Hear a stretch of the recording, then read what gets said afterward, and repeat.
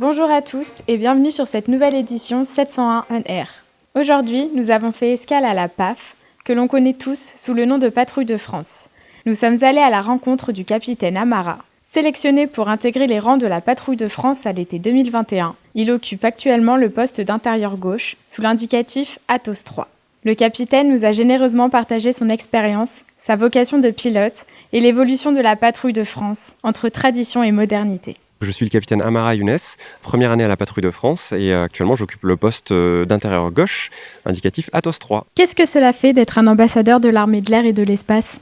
Eh bien écoutez, c'est avant tout bien évidemment un honneur, un privilège, mais surtout un réel bonheur de réaliser en fait un rêve d'enfant, puisque pour ma part, c'est en voyant les ambassadeurs quand j'étais tout jeune adolescent, on va dire ce qui était un rêve, c'est réellement concrétisé en vrai projet de carrière. Aujourd'hui, après avoir parcouru, l'armée de l'air à travers un passé opérationnel, j'ai vraiment ce plaisir de revenir là où mon rêve est né et à mon tour renvoyer l'ascenseur qu'on m'a envoyé il y a maintenant 20 ans. Donc c'est vraiment, comme je vous l'ai dit, un honneur et aussi un certain plaisir de dire que je participe à perpétuer cette passion pour les plus jeunes, en espérant que ça leur donnera la force de poursuivre. À quel moment se dit-on que l'on veut devenir pilote de la Patrouille de France ? Est-ce une vocation ? C'est un petit peu ce que je vous disais pour ce qui est de la vocation. Moi, c'est quelque chose qui est arrivé très tôt dans ma vie, assez tôt pour ne pas vraiment me rappeler de l'âge. Mais je sais que, je pense, il y a mes parents ont dû me faire lever les yeux au ciel pour regarder les étoiles, etc. Je me rappelle avoir voulu être astronaute un moment et en me posant la question comment on faisait, on m'a dit je crois qu'il faut avant tout être pilote de chasse. Donc c'est venu de là. Après, bien évidemment, c'est un rêve un petit peu qui vit sa vie aussi, qui fluctue parce que l'enfance, l'adolescence passe par là, donc on se rend compte que c'est dur, on se demande si on va y arriver. Et en tout cas, je sais, comme je vous le disais tout à l'heure, que c'est en allant aux rencontres des ambassadeurs comme la Patrouille de France, et je me rappelle tout à fait être ici au 50e anniversaire en 2003, quand les pilotes en place me signaient mon agenda de lycéen, m'être dit si je veux, je peux. En tout cas, ça avait vraiment participé à ça, effectivement. Comment définiriez-vous le poste d'Athos 3 ? Le poste d'Athos 3 et plus particulièrement d'intérieur, donc on fait partie de ce qu'on appelle le box avant. Donc le box avant entoure le leader un petit peu, qui lui fait sa deuxième année à la Patrouille de France, sa première année de leader. Les intérieurs et le charognard, qui représentent les trois nouveaux, font vraiment un petit peu office de garde rapprochée du leader. On est toujours avec lui au sein du box avant.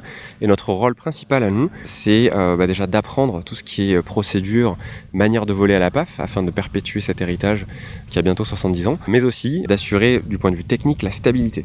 Puisqu'en fait, ce qui se joue pour un intérieur ou le charognard, c'est qu'en fait, on devient un petit peu des références visuelles dans certaines formations pour le box arrière, donc les 4 autres pilotes de la Patrouille de France. Et donc, si nous, on n'est pas stable, ça devient compliqué pour eux. Ils sont obligés de nous prendre en compte, de modifier un petit peu leurs gestes. Donc, nous, notre mission, vraiment, c'est à travers les différentes figures réalisées dans le ruban ou de la synchronisation, qui est donc la deuxième partie, d'être le plus stable possible. Et ça, psychologiquement, c'est assez délicat. Pourquoi ? Parce que je vais faire un parallèle avec ce qu'on faisait avant dans les unités opérationnelles. En tout cas, dans tous les escadrons, tous les avions qu'on a pilotés, à chaque fois qu'on avait de la patrouille serrée à faire, c'était quelque chose qu'on fait de manière vraiment fréquente et avec un but qui est très simple, qui est de garder la cohésion entre deux appareils qui traversent par exemple une couche nuageuse, la mauvaise météo, de manière à rester très près. Donc c'est quelque chose qu'on est amené à faire dès les écoles. Par contre, on tient sa place un petit peu de manière égoïste, je dirais. C'est-à-dire que si on voit l'avion bouger, on le suit, etc. À la Patrouille de France, on ne peut pas faire ça. Parce que si le leader bouge un petit peu et que nous, on réagit immédiatement, on va créer des oscillations, un espèce de phénomène un petit peu d'accordéonnage qui va rendre le pilotage compliqué pour ceux derrière. Donc nous, l'apprentissage, il consiste à piloter au son, à la voix du leader et à ses gestes. Et donc en fait, l'entraînement hivernal, on apprend à s'apprivoiser entre nous, à regarder comment on pilote, qu'est-ce que veut dire un virage à droite, un virage à gauche, et on essaie de caler ça de manière à sans détecter de mouvement, de virer comme un seul avion alors qu'on est 8 et que rien nous relie si ce n'est la confiance qu'on a entre nous. Donc c'est vraiment ça qu'on découvre en tant qu'intérieur, en tout cas pour ma part, et que j'étais aussi venu chercher pour parler franchement. Je savais que c'était ça qui était si spécifique ici, quoi.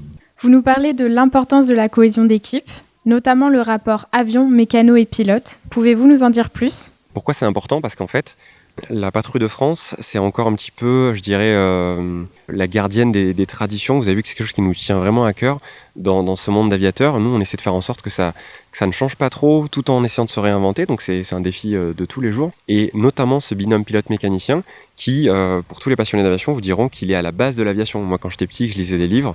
On lisait Mermoz qui traversait la cordillère des Andes avec son mécanicien. Ils étaient en panne, ils se posaient dans le champ, ils redécollaient. Et moi, ça, c'est quelque chose qui m'a toujours fait rêver et qui, aujourd'hui, dans l'armée de l'air, n'est pas menacé, mais en tout cas est un petit peu, je dirais, dans les autres unités, un petit peu moins fort qu'ici. Pourquoi ? Parce qu'on n'a pas son mécanicien attitré, donc on tourne, etc. On arrive à les connaître, mais en tout cas, j'ai essayé de les connaître parce que pour moi, c'est important. J'ai toujours été conscient que j'empruntais l'avion à mon mécanicien pour 1 heure, 2 heures et je lui rendais après. Mais en tout cas, là, à la PAF, c'est quelque chose qui est mis en lumière. Et moi, je suis très heureux de ça, de me dire que je monte dans l'avion sans m'inquiéter de son état. Juste, j'ai qu'à regarder Julien et si Julien me dit que ça va, bah ça va. J'ai pas besoin de m'en inquiéter. Et ça, c'est vraiment quelque chose... c'est ça que je suis venu chercher aussi dans mon aventure Patrouille de France. Tous les jours, quand j'arrive à l'avion, je me dis que j'ai cette chance-là. En plus, on a la chance de les emmener en vol. Hier, par exemple, j'ai pu l'emmener pour la première fois sur un vol d'entraînement où il a pu voir vraiment ce que c'est que de faire de la voltige à 8. Et j'étais particulièrement fier de lui montrer le fruit de mon travail hivernal, mais aussi du sien, en fait. Parce que lui, il a travaillé tout l'hiver pour que l'avion numéro 45 soit en parfait état de marche. Et il a toujours été. Donc, c'était vraiment un plaisir et une belle journée hier.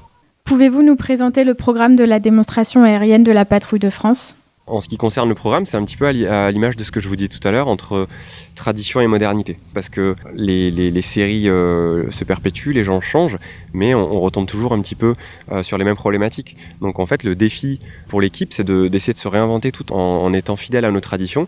Et c'est vraiment ce qui anime l'équipe cadre. Alors du coup, moi, en tant qu'intérieur, c'est pas quelque chose dans lequel les premières années ont leur mot à dire, mais par contre, on voit ces discussions se faire, et ces discussions sont bien évidemment orchestrées par le leader qui peut s'appuyer sur ses cadres, à savoir le numéro 5 et le numéro 7, avec également l'expérience d'Atos 9, qui est le remplaçant, le pilote le plus expérimenté au sein de la patrouille, qui lui va un petit peu apporter son regard expérimenté là-dessus, et donc nous on voit ça, on regarde ça un petit peu de loin, en essayant d'apprendre aussi de leurs échanges, afin que nous, quand on sera également en responsabilité, qu'on épaulera notre leader dans ces constructions, on puisse également se rappeler, faire ce travail de mémoire, de se dire attention, ça a été fait avec plus ou moins de succès ou pas, et essayer d'avancer. Donc c'est vraiment quelque chose qui vraiment, et encore une fois ancré dans ce que je vous disais tout à l'heure au sujet des traditions, même techniquement ça se retrouve, c'est-à-dire qu'on a envie chacun de se dire c'est mon année à la PAF, donc je veux apporter quelque chose, mais il faut également respecter tout le travail colossal qui a été fait, et donc on est toujours un petit peu sur cette brèche, et c'est ça je pense qui rend l'aventure belle et qui nous impose un petit peu de nous remettre en question et de nous challenger. La saison estivale va bientôt débuter, pouvez-vous nous en dire plus ? Pour nous, ce qui lance la saison estivale, c'est vraiment la présentation au chef d'état-major de l'armée de l'air et de l'espace. C'est vraiment notre première démonstration officielle.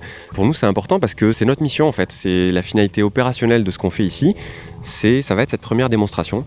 Donc il va falloir qu'elle soit parfaite, on y travaille, de manière à ce qu'on puisse avoir cet aval qui sera pour nous un petit peu le sésame pour partir sillonner les cieux de France et aller à la rencontre de notre public en tant qu'ambassadeur. Pour nous, c'est vraiment important parce qu'on a cette mission d'aller témoigner en fait aux Français et éventuellement dans les années où on va au-delà de nos frontières de ce que l'armée de l'air et de l'espace sait faire, mais aussi parler au nom de tous nos frères d'armes, parce qu'à travers ce que je vous ai dit, je pense que vous avez perçu, il y a une histoire de sacrifice, de don de soi. C'est vrai à la Patrouille de France, c'est vrai au fin fond d'un sous-marin au large de l'Atlantique ou dans un VAB en plein milieu de l'Afrique. Et c'est en fait, là, techniquement, ça se concrétise différemment, mais c'est la même graine en fait qui fait que ces hommes et ces femmes arrivent à parfois être loin de leur famille tout en donnant du sens à ce qu'ils font. Donc nous en fait on est simplement le reflet un petit peu de ça, la partie visible, et c'est un honneur pour nous de parler en leur nom, mais également de tous les Français également, on est leur patrouille et aujourd'hui on sort de temps parfois compliqués, c'est important je pense de leur montrer que dans notre pays il y a des gens qui ont poursuivi un rêve et qui aujourd'hui ont cette mission d'essayer de les faire rêver, et si on peut justement semer quelques graines de vocation, de passion, ça en sera vraiment une réussite, et en tout cas moi personnellement c'est ce que je me fixe comme objectif. Si j'arrive à avoir quelques sourires à travers cette saison estivale d'enfants à qui je ressentirai que, ok, là, je pense que ça l'a touché et qu'il aura la force de poursuivre, en tout cas, je considérais que ma tâche est acquise. Donc voilà. C'est ainsi que se termine ce nouveau podcast sur le thème de la Patrouille de France. Nous remercions le capitaine Amara pour ce généreux témoignage sur son engagement au sein de la Patrouille de France. Et quant à nous nous retrouvons pour la reprise du podcast 701 On Air en septembre prochain. Bon été à tous.